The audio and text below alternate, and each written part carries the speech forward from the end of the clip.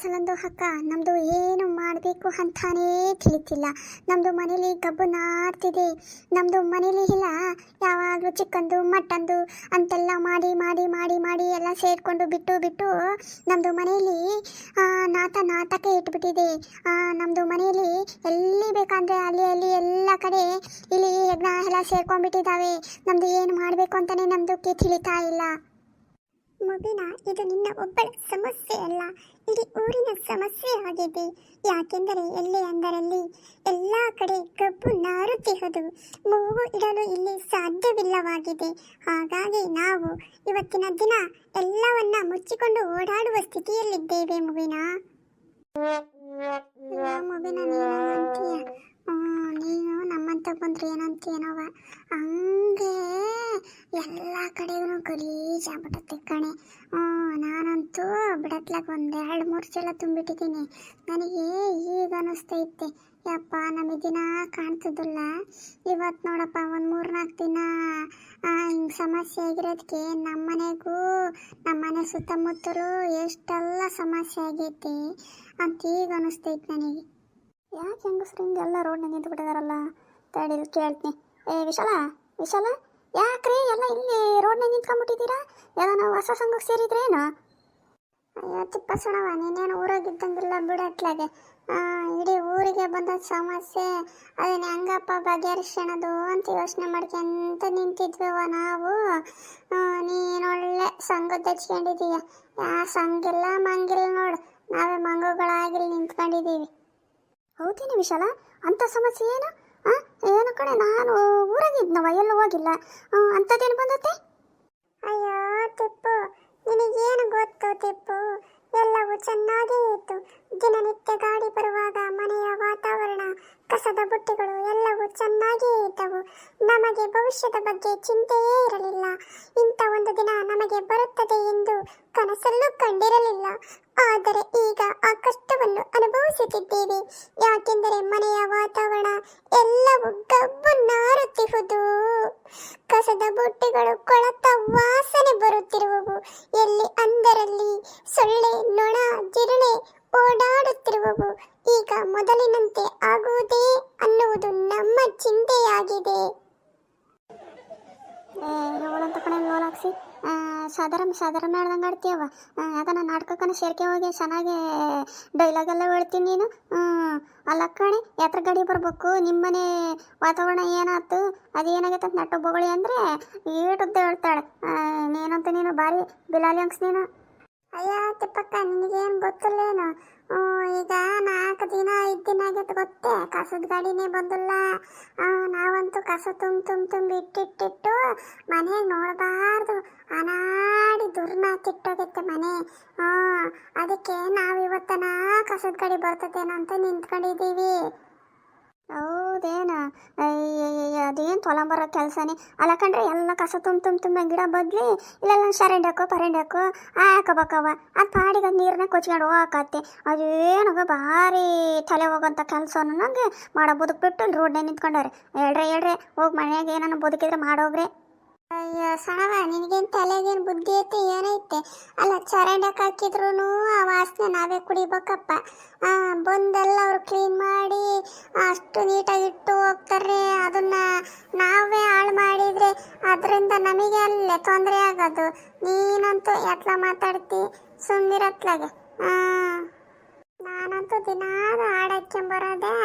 ಆಡಕ್ಕೆ ನಿನ್ನ ಆ ಕಡೆ ಏರಿಯಾದಾಗ ಐತೆ ಅಂತ ನನಗೆ ಗೊತ್ತಾದ ತಕ್ಷಣ ನಾನು ಎದ್ದು ಗಡ ಮಖ ತೊಕ್ಕೊಂಡು ಪೆರಂಡೋಲಿ ಹಚ್ಕೊಂಡು ನೀಟಾಗಿ ಡ್ರೆಸ್ ಮಾಡ್ಕೊಂಡೇ ಬಂದು ಕಸ ಹಾಕ್ತಿದ್ದೆ ಕಣ.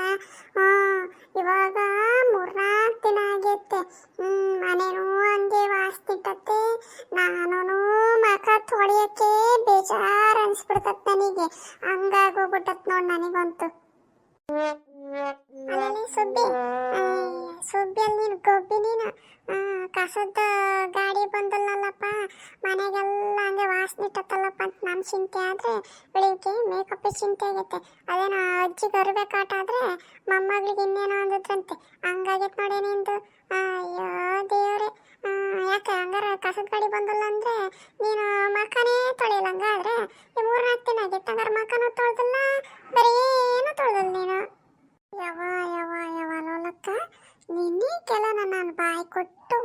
ತೊಳೆಯೋದುಂಟೆ.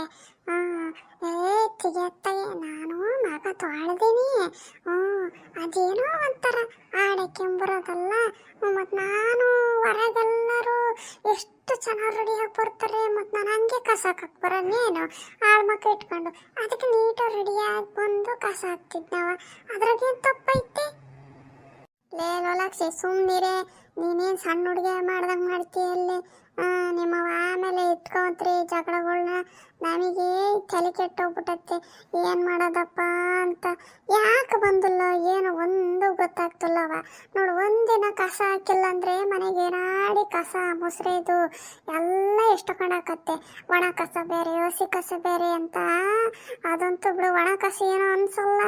ಅದೇ ಹಸಿ ಕಸ ಎಲ್ಲ ತಿಂದ್ರದೆಲ್ಲ ಎಂಜಲೆಲ್ಲ ಕೂಡಿ ಹಾಕಿ ಅದ್ರ ಡಬ್ಬಿಗೆ ಹಾಕಿ ಇಟ್ಟಿರ್ತೀವಿ. ಅದಂತೂ ಗೊಬ್ಬು ವಾಸ್ತಿ ಇಟ್ಟೋಗ್ಬಿಡತ್ತೆ. ನನಗೆ ಆ ವಾಸ್ತಿಗರದ ತಲೆ ಚಿಟ್ಟಿಡ್ದು ಉಣ್ಣಕ್ಕೆ ಸೇರಂಗಿಲ್ಲ.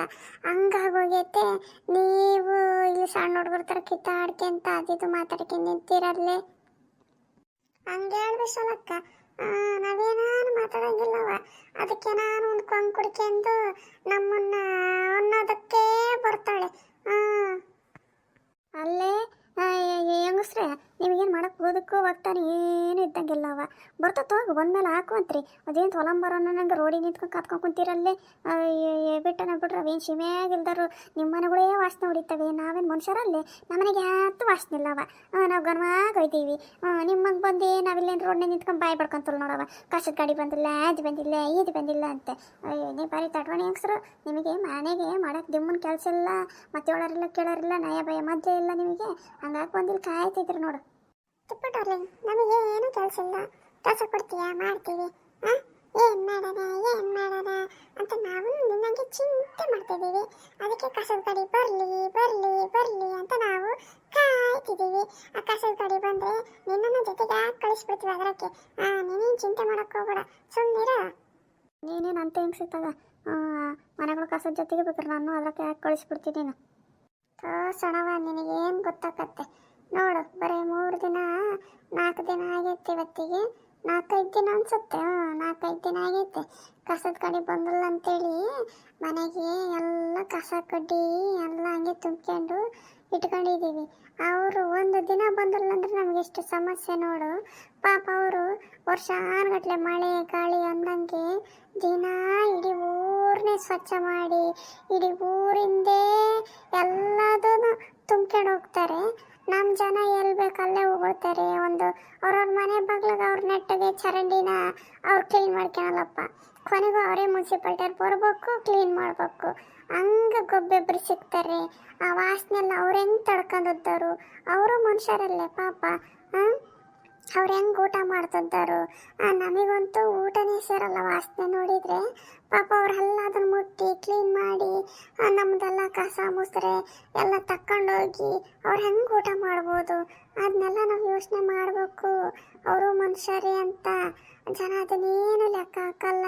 ಸುಮ್ಮನೆ ಹೆಂಗೆ ಬೇಕಂಗೆ ಕೊಬ್ಬೆ ಬರೆಸ್ತಾರೆ. ಆದ್ರೆ ಪಾಪ ಅವ್ರು ಬಡ್ಕೊಂತಿರ್ತಾರೆ. ಒಣ ಕಸ ಬೇರೆ ಮಾಡ್ರಿ, ಹಸಿದ್ ಬೇರೆ ಮಾಡ್ರಿ ಅಂತ. ಅದನ್ನು ಜನ ಕಿವಿಗೆ ಹಾಕ್ಯನಲ್ಲ. ಎಲ್ಲ ಒಂದ್ರಕ್ಕೆ ತುಂಬ್ಕೊಂಡು ಪ್ಲಾಸ್ಟಿಕ್ ಅದು ಇದು ಎಲ್ಲದೂ ಮಿಕ್ಸ್ ಮಾಡಿಕೊಡ್ತಾರೆ. ಪಾಪ ಅದನ್ನು ಸಮೇತ ಅವರು ಬೇಜಾರಾಗ್ಲದಂಗೆ ಕೈ ಇಟ್ಟು ಆರಿಸಿ ಸಪ್ರೇಟ್ ಮಾಡ್ಕೊಂಡು ಹಾಕ್ಯಂತಾರೆ. 1 ಸರಿ ಹೇಳ್ತಾರೆ, 2 ಸರಿ ಹೇಳ್ತಾರೆ. ಆದರೂ ಜನ ಅದನ್ನು ಕೇಳೋದೇ ಇಲ್ಲ. ಹೌದು ನೋಡು ವಿಶಾಲಕ್ಕ, ನೀನು ಹೇಳೋದು 100ಕ್ಕೆ 100 ಸತ್ಯ ನೋಡು. ನಮ್ಮ ಮನೆಗಳು ಮುಸ್ರೆ ವಾಸನೆ ಅದು ನಾವು ಉಂಡು ಬಿಟ್ಟರೆ ಅಂಜಲಿನ ವಾಸನೆನೇ ನಮಗೆ ತಡ್ಕೊಳಕ್ಕಾಗಲ್ಲ ಅಂದರೆ ಇಡೀ ಊರಿಂದೇ ಅವರು ಅಂಜಲು ಅದು ಇದು ಎಲ್ಲದು ತಕ್ಕೊಂಡು ಬಾಚಿಗೆ ತಕ್ಕೊಂಡು ಹೋಗ್ಬೇಕಂದ್ರೆ ಪಾಪ ಅವ್ರು ಹೆಂಗೆ ಸಹಿಸ್ಕೊಂತಿದ್ದಾರೋ. ಅವರಿಗೆ ನಾವು ಮನೆ ಬಾಗಿಲಿಗೆ ಬಂದು ತಕ್ಕೊಂಡು ಹೋಗೋರಿಗೆ ಕಾಸನೂ ನೆಟ್ಟಿಗೆ ಹಿಂಗಡಿಸ್ಕೊಡಲ್ಲ. ಹೋಗ್ಲಿ ಪಾಪ ಅವ್ರಿಗೆ ಏನೋ ಒಂದು 10, 5 ರೂಪಾಯಿನೋ 20 ರೂಪಾಯಿನೋ ಅಂತಲೂ ಪಾಪ ಅವರಿಗೆ ನಾವು ಕೈ ಹಾಕ್ಕೊಡಕ್ಕೆ ಹಿಂದೆ ಮುಂದೆ ನೋಡ್ತೀವಿ. ಏನು ಮಾಡೋಕ್ಕಾಗಲ್ಲ. ಜನ ಇನ್ನಾದರೂ ತಿಳ್ಕೊತಾರೋ ತಿಳ್ಕೊಳಲ್ಲ. ಅದೇನೋ ನನಗೆ ತಿಳಿದಂಗಕ್ಕ ಏನೋ ಸ್ಟ್ರೈಕ್ ಏನೋ ಮಾಡ್ತಾ ಇದ್ದಾರೋ ಏನೋ ಗೊತ್ತಾಗ್ತಿಲ್ಲ ಕಣಕ್ಕ. ಅವ್ರು ಹಿಂಗೆ ಏನನ್ನ ಬರ್ತಂಗೆ ಬಿಟ್ರೆ ಇಡೀ ಊರ್ನಾಗೇನೆ ಅಯ್ಯಪ್ಪ ನೋಡಬಾರ್ದು ಕಣೆ ಅಕ್ಕ. ಅನಾಡಿ ಗುಂಪು ಎದ್ದು ಎಲ್ಲಿ ಬೇಕಲ್ಲಿ ಹೆಂಗೆ ಹಂಗೆ ವಾಸನೆ ಇಟ್ಟು ಹೋಗ್ಬಿಡ್ತದ ಕಣಕ್ಕ. ಅದರಿಂದ ಅರ್ಥ ರೋಗಗಳು ಬರೋ ಅಂಥ ಸಾಧ್ಯತೆನೂ ಭಾಳ ಇರ್ತಾವ ಕಣಕ್ಕ. ಅಯ್ಯಪ್ಪ, ಊರು ಸ್ವಚ್ಛವಾಗಿರ್ಬೇಕು, ದೇಶ ಸ್ವಚ್ಛವಾಗಿರ್ಬೇಕು ಅಂತೆಲ್ಲ ಬಡ್ಕಂತಾರೆ. ಆದ್ರೆ ಏನು ಮಾಡ್ತೀನಿ ನೋಡು, ಪಾಪ ಅವರೇ ಮಾಡ್ಬೇಕಂದ್ರೆ ಆಕತ್ತೆ. ಅದ್ರ ಜೊತೆ ಜನನೂ ಸಪೋರ್ಟ್ ಮಾಡಿ ಇದು ಮಾಡಿದರೆ ಎಲ್ಲದು ಚೆನ್ನಾಗಿರ್ತತಪ್ಪ. ಜನ ತಿಳಿದಂಗೆ ಮಾಡ್ತಾರೆ, ಇನ್ನೇನು ಸ್ವಚ್ಛವಾಗಿರ್ತತಮ್ಮ.